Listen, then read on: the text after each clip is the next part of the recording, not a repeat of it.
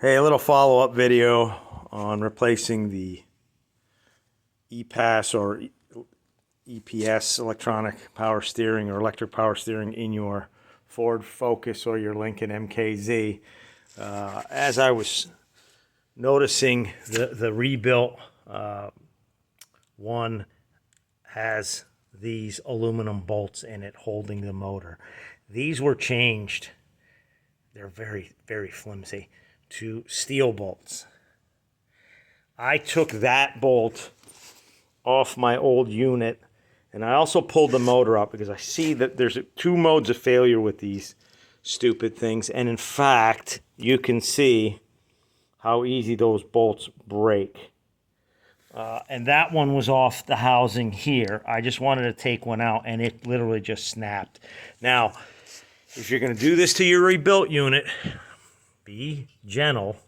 These bolts look like they've been replaced, but they're still shitty aluminum bolts, and I'm going to put the steel ones in because if I'm not mistaken, they were having problems with those bolts breaking on the motor, and shit out of luck, you got to either drill them out or take the whole rack out. So I'm changing them preemptively just to make sure. Another weird thing I noticed, because I know the mode of failure with these is this seam right here where the belt housing and the gear is on the lead screw.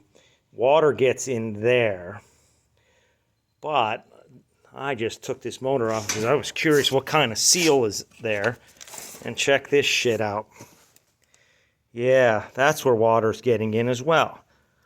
There's a shitty O-ring there, but it doesn't do anything. And the motor isn't the problem. It's water and moisture going to get down in there, get into the lead screw. And, you know, I mean, I can turn it. It's easy. I think what's grinding is on the lead screw, the carrying barrier, a bearing carrier that moves rack back and forth. Either got rust or chewed up or dried out or whatever, but you can see right there, that O-ring doesn't do shit. So I may, you know, right here, just put a, I know I shouldn't, but I'm just going to put a bead of RTV around it. You can see they did seal the half of the casing really well, which is good. But I'm worried right here, this motor seam.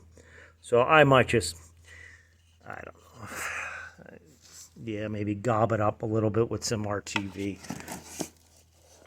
But I won't be able to get underneath too well, but at least on the sides. And since it sits upright, I think most of your water is going to come hitting here.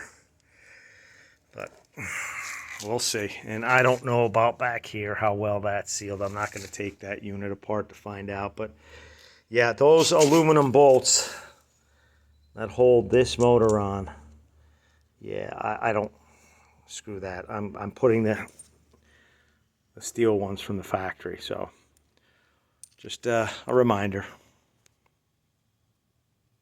Oh, and by the way, thanks Ford for a piece of shit steering system.